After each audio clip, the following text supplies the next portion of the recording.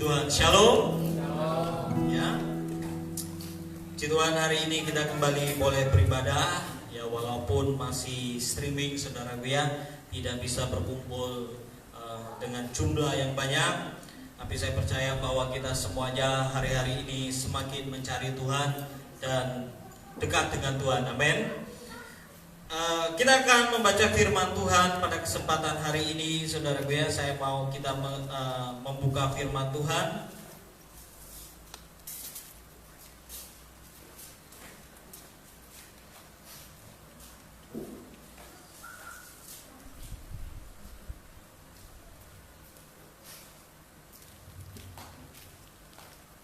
Saya mau kita buka Lukas 8 ayat 22 sampai 25.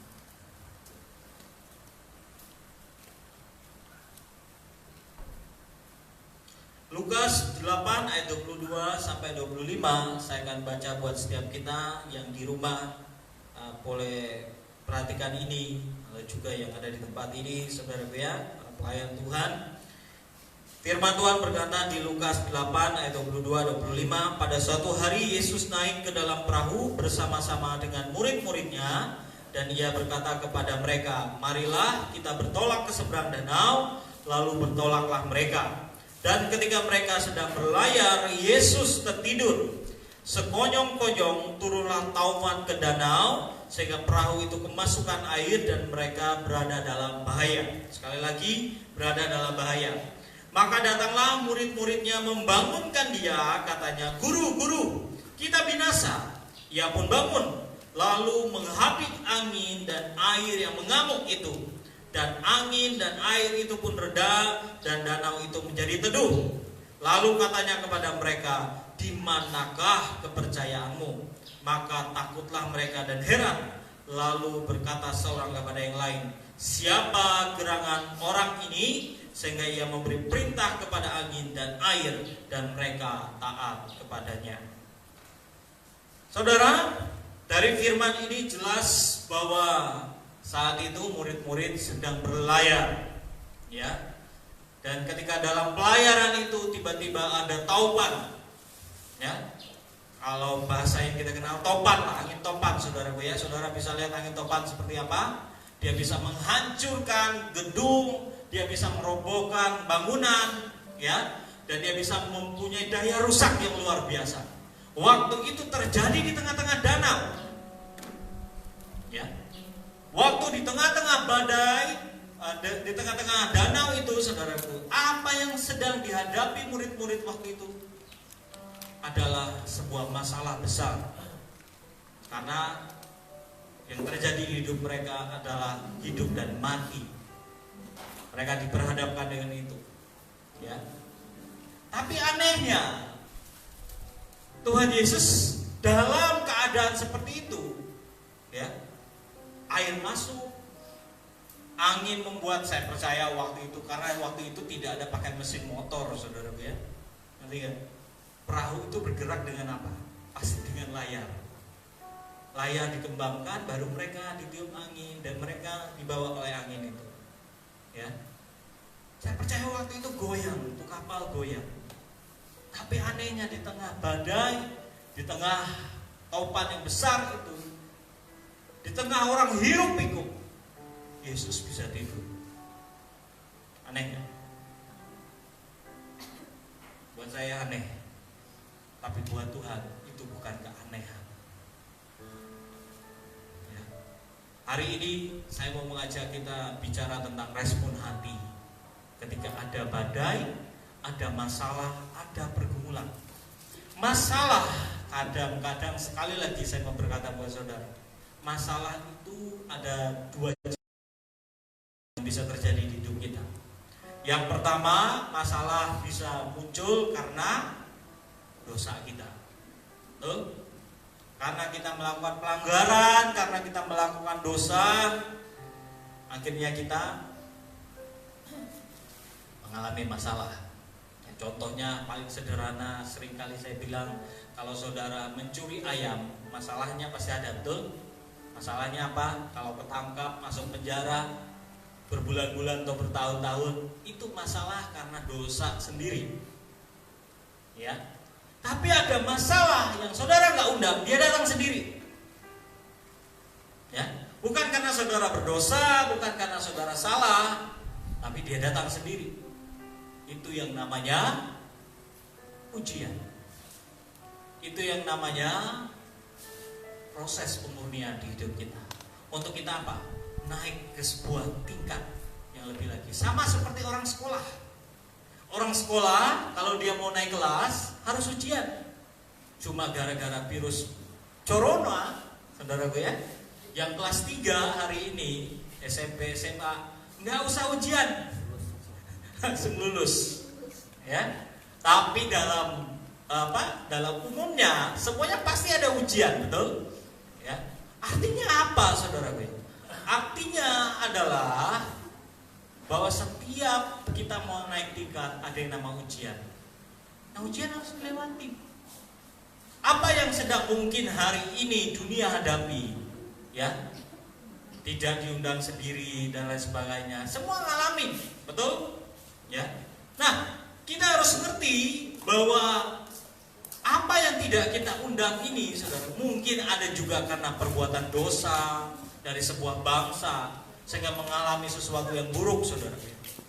Tapi ada juga yang sebenarnya kita tidak berbuat dosa, tapi efeknya mungkin, ya, kesehatan saudara jadi terganggu.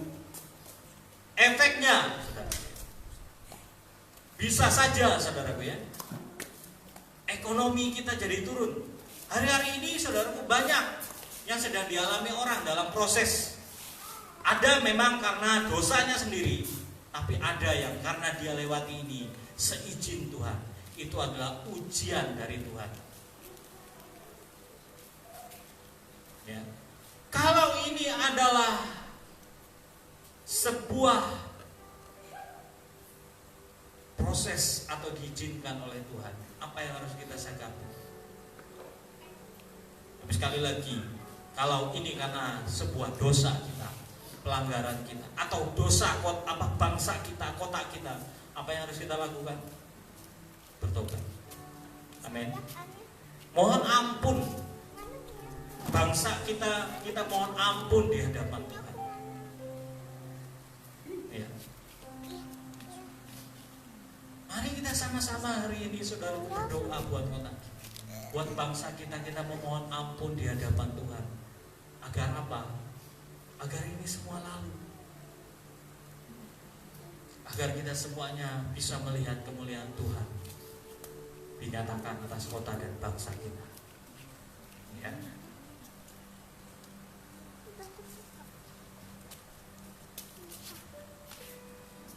Saudara, kita juga perlu mengerti seperti ini, ya. Kalau misalnya ini pun karena ujian, sekali lagi saya mau berkata, ada respon yang harus kita jalani dalam hidup kita. Respon apa yang harus kita lakukan, saudaraku? Sekali lagi, saya mau kita sama-sama belajar hari ini, saudaraku ya, untuk kita sama-sama mengerti ya apa yang Tuhan Yesus lakukan ketika badai, ketika masalah yang dia alami. Ya, di tengah-tengah badai Yesus bisa tenang. Ya, mari kita belajar sama-sama apa yang Yesus hidupi. Karena saya percaya seperti ini, Tuhan Yesus tuh tahu hidupnya seperti apa. Amin. Ya, tujuan dia ke dunia itu apa? Dia tahu bahwa hidupnya ada dalam tangan Tuhan. Amin. Ya, sehingga dia nggak takut, saudara. Dengan topannya waktu itu sedang bertiup. Ya, mungkin hari ini, saudaraku, sekali lagi saya mau berkata sama saudara, mungkin banyak yang berpikir, kok bisa ya kita ngalamin kayak gini? Kok bisa ya? Ya, semua diizinkan hari ini. Saya jujur, saudaraku, mendengar banyak hal, saudaraku ya. Ya, mungkin banyak yang ketakutan dengan sakit penyakit, ya. Ada juga yang takut ketika dia melihat usaha semua serba susah, ya. Nggak bisa apa-apa. Orang jualan hasilnya sedikit, ya. Bahkan bisa dalam sehari nggak ada yang beli. Ya. Ada yang mungkin berpikir, waduh gimana caranya untuk kami hidup, kami harus bayar ini, bayar itu. Semuanya saudara ya. Itu semua dialami hari-hari ini oleh kita. Kita ini seperti ada di tengah-tengah badai. Tapi apakah saudara bereaksi seperti murid-murid Yesus, atau saudara bereaksi seperti Yesus? Murid-murid Yesus apa yang dia lakukan ketika mengalami badai itu, saudara? Ya,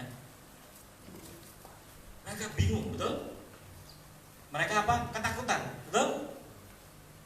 Mereka berpikir, aduh gimana mati kita ini? Pasti kita tenggelam ini, habis. Ya, kita ngalamin semuanya itu sih. Tapi sekali lagi saya mau berkata buat setiap kita, saudaraku ya, jangan seperti murid-murid Yesus yang ketakutan, yang bingung. Ya, saudara harus ngelakuin apa? Belajarlah seperti Yesus. Ya. Untuk apa, saudara? Agar kita semuanya bisa bereaksi dengan benar menghadapi setiap pergumulan permasalahan kita. Oke, saya mau kita belajar sedikit, saudara ya. Reaksi kita dalam menghadapi masalah pergumulan dalam hidup kita, saudara. Yang pertama yang harus saudara punya adalah jadilah tenang. Amin. Saudara, untuk kita bisa menghadapi badai permasalahan, seringkali kita nggak ngerti ini maksudnya apa. Sekali lagi, kalau kita menghadapi masalah, pergumulan, badai hidup, sekali lagi sama setiap kita, jadilah tenang. Amin. Saya mau kita buka firman Tuhan. Amsal 14 ayat 30. Firman Tuhan berkata di Amsal 14:30 berkata seperti ini. Hati yang tenang menyegarkan tubuh, tetapi iri hati membusukkan tulang. Artinya apa, saudara? Jadilah tenang agar itu bisa menyehatkan tubuhmu. Amin. Ya. Agar kita tuh bisa mengambil sebuah keputusan yang bagus, yang baik. Kalau saudara mengalami masalah, jangan bingung dulu. Jangan pusing dulu. Jadi tenang. Artinya apa? Makanya kata Tuhan, kalau kamu tuh mengalami masalah atau lagi marah, jangan cepat bereaksi. Ya, lebih baik masuk ke kamarmu, menyendiri. Tenangkan dirimu. Tuhan, ini kenapa ini? Ada badai seperti ini, ada masalah di tengah-tengah keluargaku. Tuhan, kenapa nih? Masalah ekonomi dan lain sebagainya.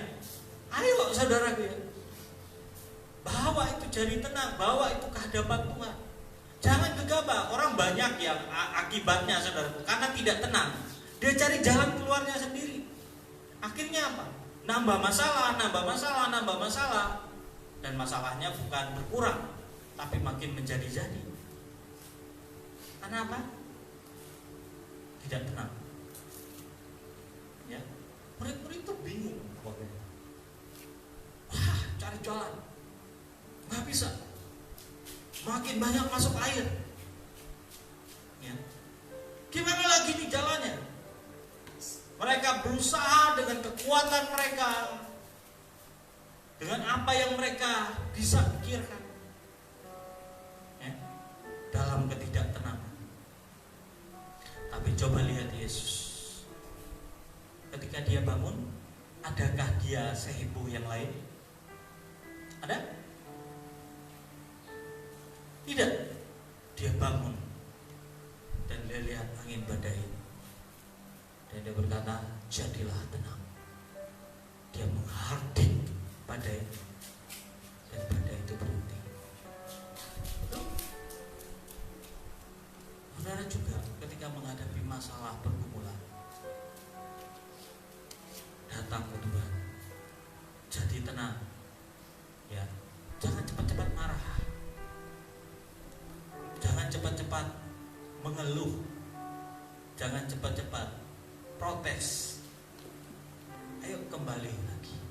Tuhan, aku jadi tenang. Kenapa masalah ini? Apakah karena aku salah atau ini ujian dari Tuhan?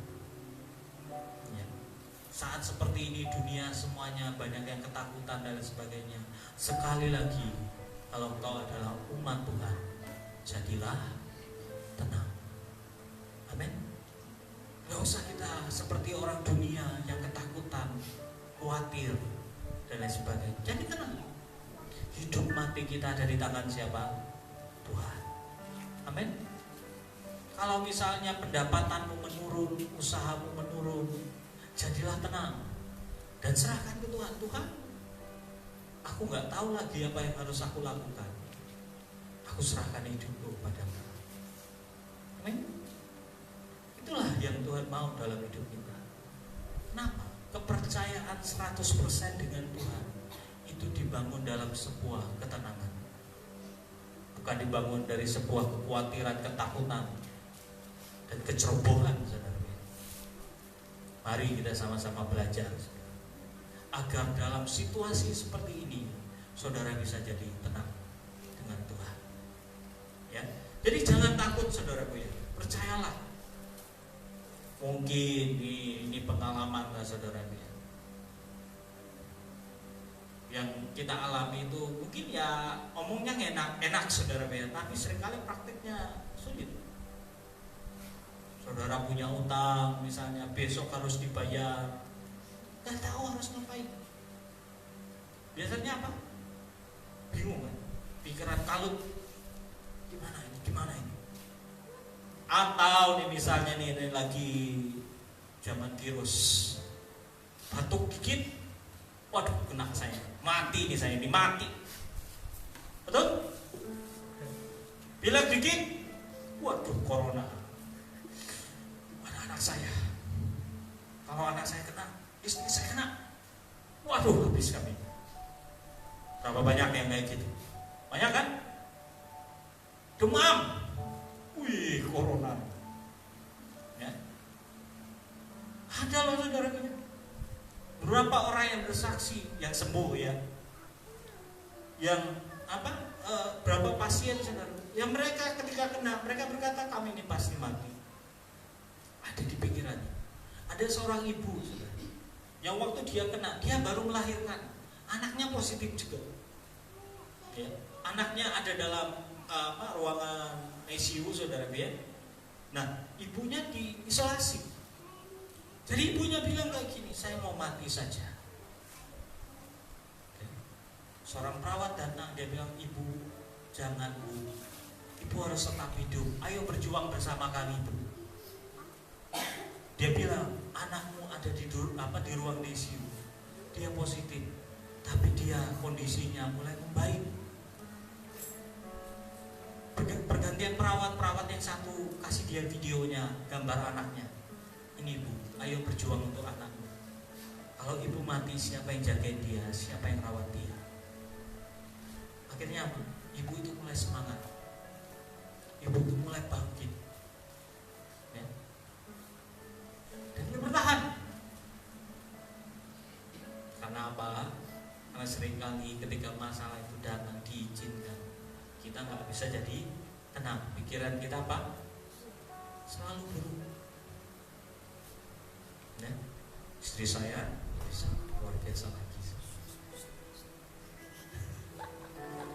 Kalau bisa sesuatu yang buruk, dia panjang mikirnya saudara. Saya bilang sama dia, kamu ini mikir sesuatu yang belum terjadi sama hidupmu. Sudah panjang tuh macam-macam saudara. Pernah saya sakit menggigil saudara. Dia sudah berpikir apa? Wah ini suami saya mati. Dia pikir kesana kemari saudara ya. Saya coba diam, aduh Tuhan, ini luar biasa istri saya ini. Ya. Sekali lagi saya mau berkata sama saudara, nggak usah pikirin sesuatu yang belum terjadi dulu. Amin. Ya, hadapi apa yang sedang kita hadapi hari ini. Kesusahan sehari cukup untuk sehari. Ya, kesusahan besok ya untuk besok. Amin. Kita selesaikan langkah demi langkah. Saya ini punya prinsip hidup yang sederhana, saudaraku ya. Prinsip hidup saya, selama saya hidup, setiap saya bangun pagi, ya, saya menghirup udara, saya bilang Tuhan, saya masih hidup di dunia ini. Saya mau melakukan yang terbaik hari ini yang bisa saya lakukan. Saya mau terus koreksi hidup saya di hadapan Engkau. Besok lagi saya bangun, Tuhan saya mau lebih baik lagi hari ini. Saya nggak mau repot mikirin yang berapa tahun ke depan. Itu urusan Tuhan. Makanya kita firman Tuhan bilang, saudaraku, Dia menyertai kita langkah demi langkah. Amin. Dia itu seperti nenteng tangan kita, saudaraku ya. Yonak 1, 2, 3, 4. Ya. Seperti itu. Untuk urusan di depan kita nanti, semua Dia yang atur. Amin.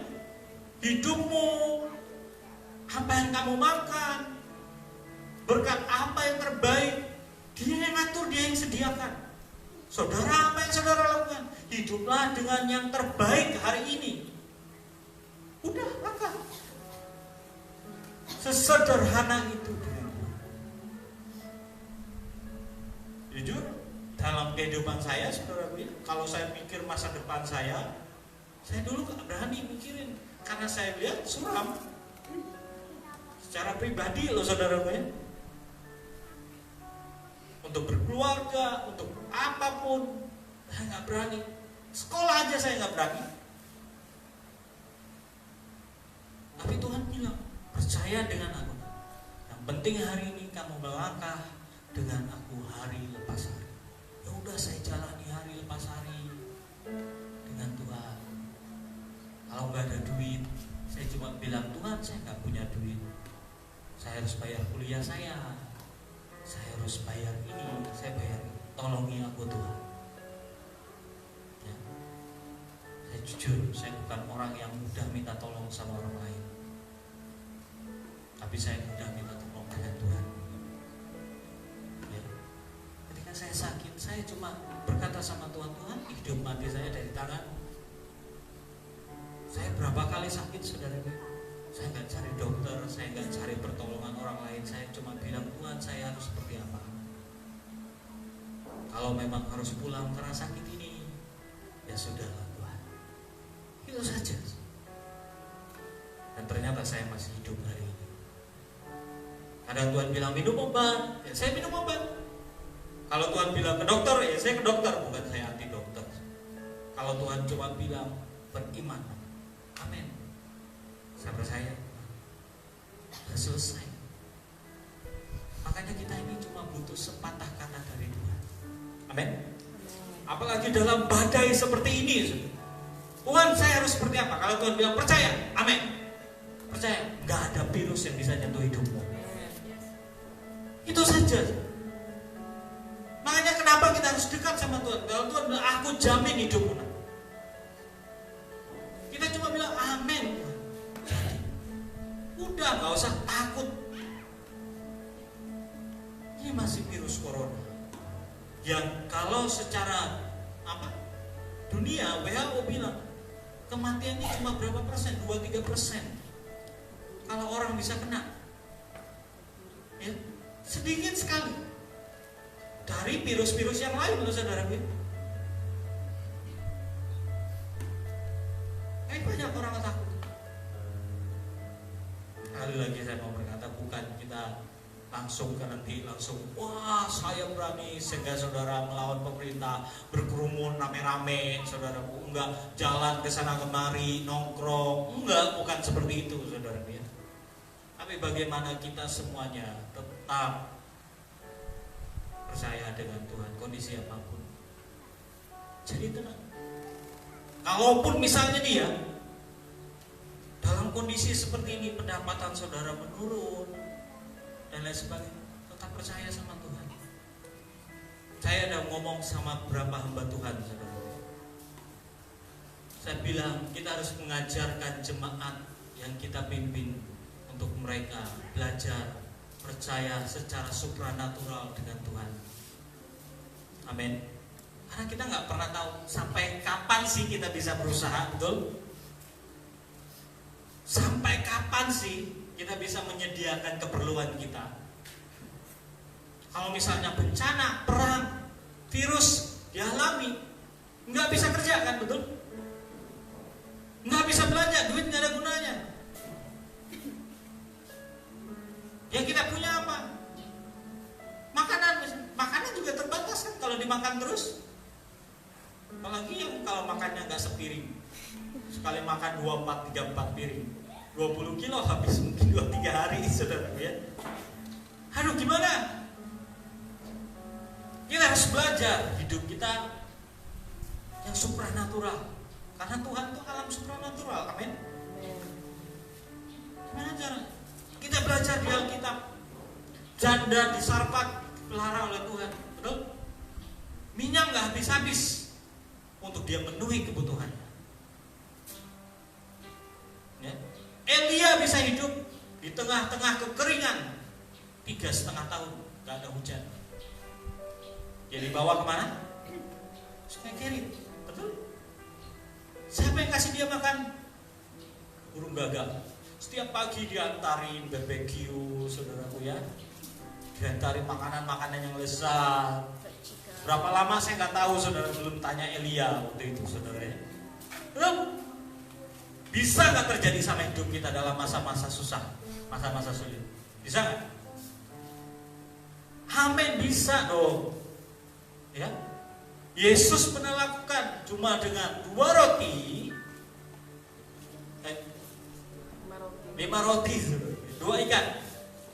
Tuh bisa kasih makan 5.000 orang laki-laki, belum anak-anak dan perempuan. Yang terjadi nggak? Kalau saudara di rumah, saudara nggak bisa keluar rumah, harus makan, nggak ada duit. Bisa nggak tiba-tiba Tuhan siapkan di mana tempat saudara nyimpan beras-berasnya penuh? Bisa? Amin. Bisa. Tuhan kepengen makan daging, dikirim burung puyuh masuk ke rumah saudara. Belum? Tinggal tutup rumah, tangkap. Bisa nggak? Bisa. Tiba-tiba Tuhan bilang, kamu ke sungai. Timbul muncul semua ikan. Bisa nggak? Bisa. Bisa. Petrus saja disuruh Tuhan untuk bayar apa? Pajak. Kamu mancing ke sungai, ambil tuh duit di mana? Mulut ikan. Betul nggak? Untuk bayar pajak kan? Enggak disuruh bisnis loh. Petrus bisnis dulu. Enggak, disuruh mancing. Dapat ikan, buka mulutnya, ada duitnya untuk bayar pajak. Supranatural dengan Tuhan. Kita ini nggak bisa biasa-biasa di akhir zaman. Ayo upgrade iman kita. Kalau enggak, saudara nggak bisa jadi tenang. Karena ini akan berkecamuk kesana kemari, saudara. Ekonomi menurun, saudara tidak tenang, kesehatan menurun, akhirnya selesai. Ayo kita belajar sama-sama hidup di alam supranatural dengan Tuhan. Mulai kapan? Mulai sekarang belajar. Amin. Ada kesaksian ibu ini, saya mau sekali lagi, ini alam supranatural. Seorang pendoa di Tangerang, saudara. Saya baca kesaksiannya. Suaminya itu, ini sebelum virus ini lah, saudara ya, sebelum virus ini ramai di Indonesia, mungkin awal-awal Maret kan Jokowi mengumumkan tanggal 2 Maret yang positif pertama. Nah sebelumnya itu suaminya ini ada pertemuan di Jogja. Waktu pertemuan di Jogja selesai ketemuan, dia pulang, saudara ya. Ketika dia pulang, ya gejalanya seperti kena virus corona. Tapi waktu itu belum heboh informasinya, dia nggak tahu. Ya, suaminya demam, menggigil, ya, tenggorokan sakit kering, ya, sesak napas. Dia rawat suaminya, ya, suaminya dia kasih apa itu, suruh ke dokter, nggak mau ke dokter, agak bandel sih suaminya, saudara ya. Disuruh makan yang apa, kasih vitamin, kasih apa, nggak kepengen. Aduh gimana ini Tuhan, ya. Tapi makin hari demi hari makin parah. Ya dia kira ini demam biasa, sakit biasa. Ya. Jadi dia rawat seharian, semingguan. Terus yang namanya istri tidur seranjang. Ya. Batuknya ya terhambur lah di udara, saudara dia. Ya sudah selesai. Anak-anaknya ada. Satu rumah itu. Ya, dia usaha dia rawat. Berapa lama makin parah, akhirnya akhirnya suaminya nyerah, sudah lemas. Akhirnya dikasih vitamin, dia mau, dia makan, dia minum, ya. Istrinya terus rawat dia, sehat, gak sakit. Tapi ketika dia tanya temannya, lagi rame-rame virus ini, dia tanya temannya yang waktu itu ketemu, dia bilang, saya ini sudah diisolasi, saya terkonfirmasi kena coro ya. Dia terkejut. Kalau gitu dia doa sama Tuhan.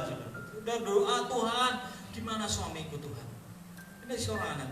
Tuhan bilang, ya doa, ucapkan Mazmur 91. Lo bingung kok jauh banget aman dalam lindungan Tuhan. Ya. Tapi dia doa selesai. Dia tanya Tuhan, berarti suamiku ini Tuhan kena ya? Iya. Dia terkejut sih.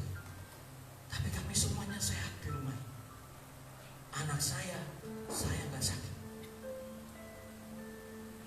Sekali lagi ya, dia bilang ini yang namanya perlindungan Tuhan. Karena kenapa? Dia nggak tahu. Coba kalau dia tahu, apa yang terjadi? Ini kepikiran, ketakutan, khawatir, itu pintu masuknya. Dan berapa banyak orang yang karena pengetahuannya membuat dia tidak bisa memahami yang supranatural. Ya, ini kesaksian betul. Suaminya sembuh hari ini. Satu keluarga sembuh, nggak ada sakit. Dasarnya Tuhan. Tapi bukan langsung saudara. Ya. Berarti yang kemarin ada anak Tuhan, hamba Tuhan meninggal, itu urusan Tuhan. Sekali lagi, jangan menghakimi. Kita nggak pernah tahu rencana Tuhan. Tapi hiduplah seperti yang Tuhan mau bagi hidupmu sendiri. Udah, ya. Saya percaya semua itu dalam daulat Tuhan. Bukan urusan kita menghakimi, bukan urusan kita menyalahkan atau membenarkan, bukan. Itu urusan Tuhan. Sekali lagi, ya. Sekali lagi. Respon mau menghadapi masalah. Kalau ini ujian, ya, kalau ini ujian, harus apa? Jadi tenang untuk saudara bisa datang ke Tuhan. Ya. Tapi kalau ini karena dosamu sendiri, apa yang harus saudara lakukan? Tobat, akui kesalahan itu di hadapan Tuhan, dan Tuhan pasti ampuni. Ya. Selanjutnya bersyukur. 1 Tesalonika 5 ayat 18. Firman Tuhan berkata seperti ini. Mengucap syukurlah dalam segala hal, sebab itulah yang dikehendaki Allah dalam Kristus Yesus bagi kamu. Amin. Saudara, saya mau berkata buat setiap kita di tempat ini, kenapa kita harus mengucap syukur? Ini kan masalah. Loh, pilih mana? Mengucap syukur atau saudara mengeluh?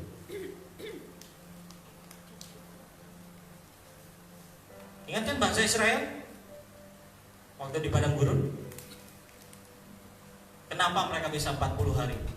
Sebenarnya harusnya bisa saja ditempuh dengan 40 hari, jadi 40 tahun. Mereka protes, mereka ngeluh, mereka marah sama Tuhan. Gak ada yang bersyukur tuh Tuhan keluarkan mereka dari tanah Mesir. Yang bersyukur cuma Kaleb sama Yosua. Mau dibawa masuk ke tanah perjanjian aja, apa yang mereka marah sama Tuhan? Tuhan ini mau menjebak kami. Di tanah perjanjian betul susu dan madu, tapi di sana ada orang enak. Raksasa, kita kayak belalang kan. Tapi Yosua Kaleb bilang, enggak, memang betul ada orang enak, tapi bersama dengan Tuhan kita akan sanggup mengalahkan musuh. Ya. Kalau kita mengucap syukurnya dalam segala hal, harus patutkah kita mengucap syukur ketika ada badai seperti ini, ada virus yang sedang dialami oleh dunia? Harus nggak bersyukur?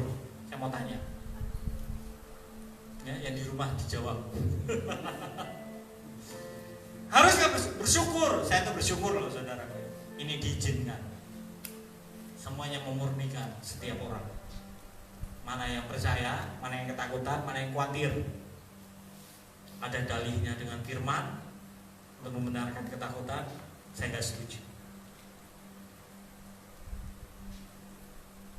Ya. Kita harus belajar tidak jadi takut. Ya. Kalaupun misalnya kita harus ibadah tidak bisa mengumpulkan orang banyak, buat saya kita menghormati pemerintah, itu betul, tidak salah. Ya, tapi kalau saudara ketakutan, itu yang salah. Karena Tuhan tidak pernah berikan kita roh ketakutan. Kenapa saya mau bilang kita harus mengucap syukur? Saya mengucap syukur. Saudara kalau lihat media sosial hari ini, atau saudara lihat YouTube lah, saya tuh lihat di Brasil, ya, di Guatemala, di belahan dunia, bahkan di Italia, negara yang kita tahu itu Katolik. Mereka bersujud di jalan-jalan. Ketika medis tidak bisa buat apa, mereka sujud. Yang di Brasil, di rumah-rumah mereka setiap hari nyembah Tuhan. Ingat, sebab Dia hidup, ada hari esok. Sebab Dia hidup, ku tak gentar. Itu yang dinyanyikan. Kita sebentar lagi Paskah. Ya. Saya mau kita sama-sama belajar. Kita tuh punya Tuhan yang ajaib. Karena ini semuanya orang balik ke Tuhan. Orang sadar akan dosa-dosanya. Ya. Mereka ke jalan di Italia itu di lockdown, saudaraku, di Roma. Tapi akhirnya mereka nggak bisa tahan. Mereka kumpul di lapangan yang besar dengan jarak-jarak. Mereka sujud, mereka doa, Tuhan ampuni bangsa kami, ampuni semua kesalahan kami. Stop, jangan ada kematian lagi, Tuhan pulihkan bangsa. Itu di dunia sedang terjadi hari ini. Bersyukur gak? Saya bersyukur karena ini membuat semua orang berbalik kepada Tuhan. Ingat kan bangsa Israel? Saya sudah berapa kali omongin. Tuhan izinkan mereka dijajah. Tuhan izinkan mereka kelaparan. Tuhan izinkan mereka ngalamin yang tidak enak. Untuk apa? Mereka kembali ke Tuhan. Kalau nggak seperti itu mereka lupa Tuhan. Nyaman. Ya kan banyak kan? Nah, tapi diizinkan seperti ini, balik semua. Percaya ini waktu yang sebentar lagi. Penghakiman dimulai dari gereja Tuhan. Gereja Tuhan dimurnikan dan orang akan bertobat. Percayalah saudara. Semuanya akan terjadi dengan cepat. Ingat, di akhir zaman orang yang kenal Tuhan. Makanya ini yang harus saudara pahami betul. Banyak yang yang terdahulu jadi yang terakhir, yang terakhir jadi yang terdahulu. Artinya, sebelum pengangkatan terjadi, akan terjadi kesusahan yang besar. Gereja akan dimurnikan, tapi banyak orang yang dulu seperti anak bungsu ninggalin semuanya. Tapi ketika ada badai yang besar terjadi, saya nggak tahu, sampar, bencana, peperangan yang manusia nggak bisa ngandalin siapapun lagi, maka miliaran manusia akan kembali ke Tuhan. Dan ketika pertobatan itu terjadi, jangan lengah nih buat anak-anak Tuhan yang kau sudah pelayanan lama di gereja, tapi kamu menganggap oh ini biasa, kamu akan tertinggal. Makanya kata Engkong Yusak dulu, kamu jangan heran kalau saudara-saudara sepupu kita orang Kedar, waktu pengangkatan kamu lihat di kiri kanan, waktu kamu naik, kamu lihat tuh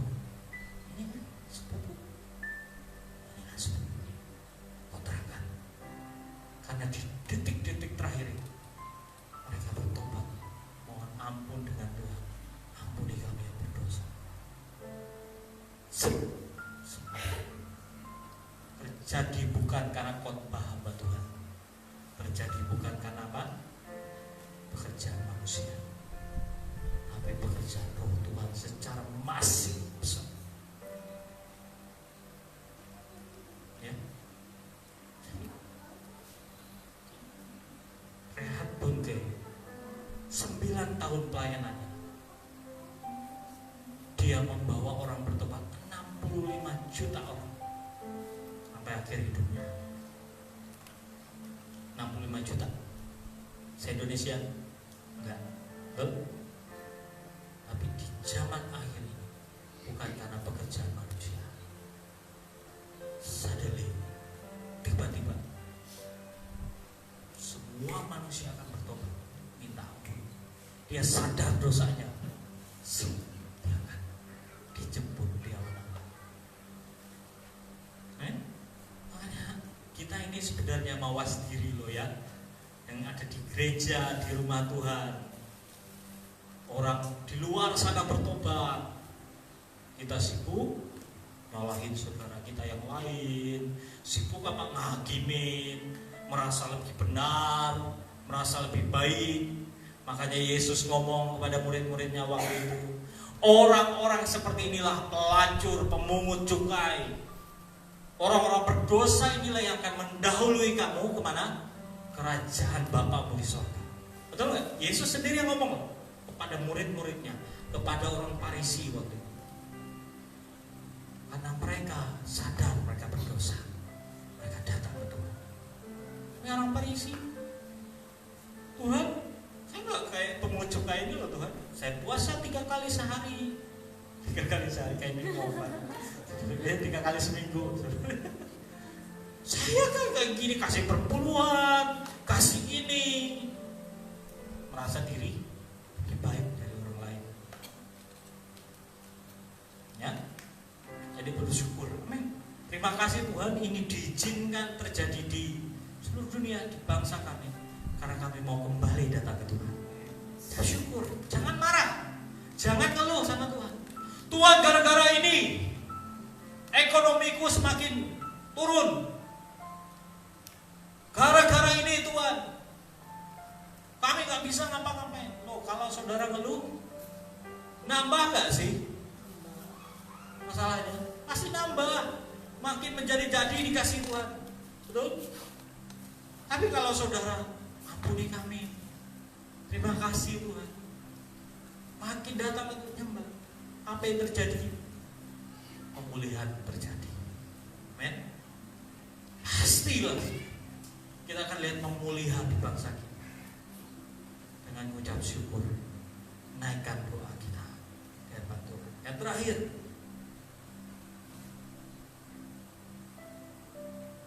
untuk kita semuanya, saudara, apa reaksi kita, respon hati kita menghadapi semuanya ini, pergumulan, permasalahan yang kita hadapi? Berdoa. Markus 11 ayat 25, firman Tuhan berkata seperti ini. Dan jika kamu berdiri untuk berdoa, ampunilah dahulu sekiranya ada barang sesuatu dalam hatimu terhadap seseorang, supaya juga Bapamu yang di surga mengampuni kesalahan-kesalahanmu. Sekali lagi kayak gini, gimana caranya untuk kita doa kita didengar oleh Tuhan?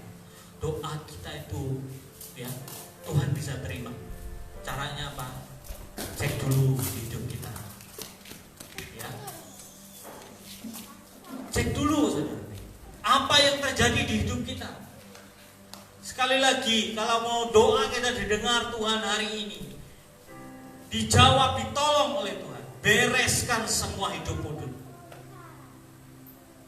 Makanya kalau kamu mau kasih persembahanmu kata Tuhan, kamu mau kasih sesuatu, bereskan dulu. Jangan ada kepahitan, jangan ada kemarahan, agar doamu didengar oleh Tuhan. Ya. Makanya sekali lagi, respon kita harus berdoa dalam keadaan seperti ini. Jadi tenang, bersyukur, dan doa kita mau diterima oleh Tuhan. Caranya bereskan hidup kita dulu pertama-tama. Firman Tuhan juga berkata, ya,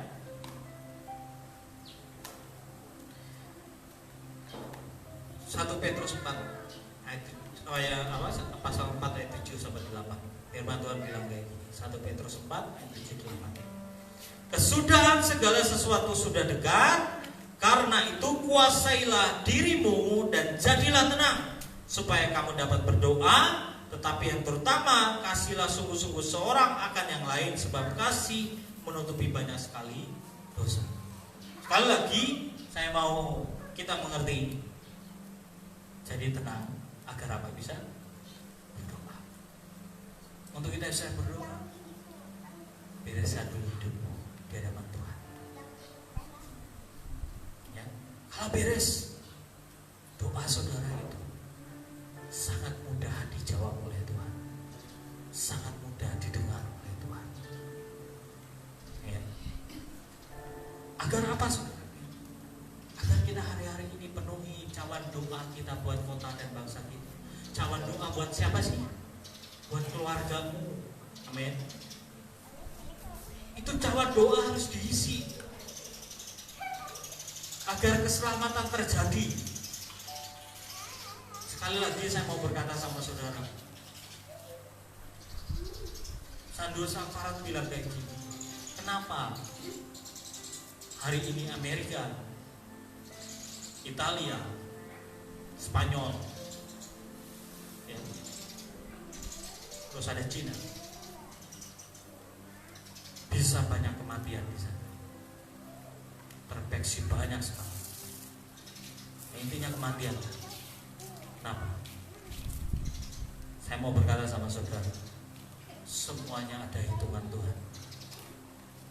Sandro Safarat bilang kayak gini, itu akibat yang mati, orang-orang yang tidak bersalah yang mati di bangsa ini. Itu terjadi. Saya bersyukur Indonesia tidak pernah melegalkan aborsi. Kalau ada pun itu ilegal. Makanya sekali lagi saya mau berkata sama saudara, utang darah akan dibayar dengan darah. Kenapa Indonesia hari ini ratusan? Saya berdoa karena kita berdoa mengangkat itu di hadapan Tuhan. Ada darah Yesus yang membayar mengganti itu semuanya. Amin. Ya. Itu semuanya ada ukurannya, ada timbangannya. Makanya firman Tuhan, ya mungkin minggu lalu saya sudah sharingkan saudara ya. Firman Tuhan bilang di Lukas 21, 34, 36. Nanti kita baca sama-sama saudara ya. Firman Tuhannya bilang seperti ini, jagalah dirimu supaya hatimu jangan syarat oleh pesta pora dan kemabukan serta kepentingan-kepentingan duniawi, dan supaya hari Tuhan jangan dengan tiba-tiba jatuh ke atas dirimu seperti sesuatu jerat, sebab ia akan menimpa semua penduduk bumi ini. Berjaga-jagalah senantiasa sambil berdoa supaya kamu beroleh kekuatan untuk luput dari semua yang akan terjadi itu, dan supaya kamu tahan berdiri di hadapan anak manusia. Artinya apa? Di hari-hari terakhir ini, seperti yang saya bilang, berjaga-jagalah dan berdoa. Itu firman Tuhan, saudara. Sambil berdoa. Intinya apa? Hari ini di masa seperti ini, kita nggak pernah tahu di depan sekali lagi seperti apa. Di depan kita, saudara, ya, apakah bencana terjadi, apakah peperangan, atau virus lagi, kita nggak pernah tahu. Yang saudara perlu tahu apa? Bangun hidupmu dengan Tuhan. Jangan sibuk. Inilah saudara, ya, jagalah supaya hatimu jangan syarat oleh pesta pora. Pesta pora itu apa? Hiburan. Bukan saudara hadir pesta, tiap hari pesta. Enggak. Pesta pora itu bisa juga jenisnya sesuatu yang ya saudara sibuk dengan kesenanganmu. Ya. Sibuk dengan dirimu sendiri. Akhirnya apa? Karena nggak tahu waktu Tuhan. Firman-Nya juga berkata, ya, kepentingan duniawi. Bukan berarti kita tinggalkan urusan-urusan kita di dunia ini, enggak. Maksudnya kepentingan dunia itu yang membuat saudara nggak mau datang ke Tuhan. itu berbahaya. Tapi ayo hari ini semuanya kamu kerja buat Tuhan, amin. Kamu sekolah buat Tuhan. Hidup kita semuanya buat Tuhan hari ini, gak ada lain. Ayo kembali ke Tuhan. Ya. Sambil kita terus punya koneksi ilahi dengan Tuhan. Ayo belajar berdoa. Kan Tuhan itu bukan Tuhan yang jauh. Dia berkata bahwa dia hanya sejauh doa. Itu betul. Sejauh doa saudara. Seperti apa? Kita cuma perlu tuh datang ke Tuhan. Dia akan meneguhkannya. Ya. Dia bicara di hati kecil kita, amin. Karena Roh Kudus ada di dalam hidup setiap kita, amin. Kenapa ada Roh Kudus di hidup kita? Kalau saudara bertobat, itu tandanya Tuhan ada di hidupmu. Karena tidak ada satupun orang di dunia ini bertobat kalau tidak Roh Kudus yang menginsapkannya. Kalau dia insap kembali ke Tuhan, Roh Tuhan itu ada di hidupmu. Kamu saja yang harus melatih mendengar dia bicara hari lepas hari dengan kamu. Amin. Bapak di sorga ada di sorga hari ini, betul? Yesus ada di sorga hari ini. Yang tinggal bersama dengan kita siapa? Roh Kudus. Kenapa saya bilang yang terakhir respon itu harus berdoa? Kamu harus tanya Tuhan. Amin. Apapun masalahmu pergumulan, kayak virus itu, Tuhan aku harus seperti apa? Roh Kudusmu pasti bicara, betul? Tuhan bilang, urapi dengan minyak dan anggur rumahmu. Oke, kita lakukan. Kita urapi. Tuhan bilang perjamuan kudus setiap harinya. Sudah, kita lakukan. Bukan karena kita bikin-bikin, kalau saudara lihat. Di hatimu. Amin. Lagi ngadepin pergumulan, Tuhan bilang, percaya dengan aku. Amin Tuhan. Sering gak saudara dengar? Dia bicara lembut di hati kita. Makanya latih. Ingat, Roh Kudus itu selalu mengarahkan saudara datang kepada Tuhan. Makanya jangan lukai hatinya, taati. Kalau dia minta berdoa di dalam hati, berdoa. Kalau dia bilang baca Alkitab, baca. Kalau Tuhan bilang nari buat aku, ayo menari buat Tuhan. Itu yang Tuhan suka. Kalau saudara semakin dekat sama Tuhan, ya, saudara akan seperti Ayub yang hidupnya dijagai dengan pagar berapi dari Tuhan. Kecuali Tuhan cari gara-gara dengan setan. Kali kan? Ayub itu orang yang dekat sama Tuhan,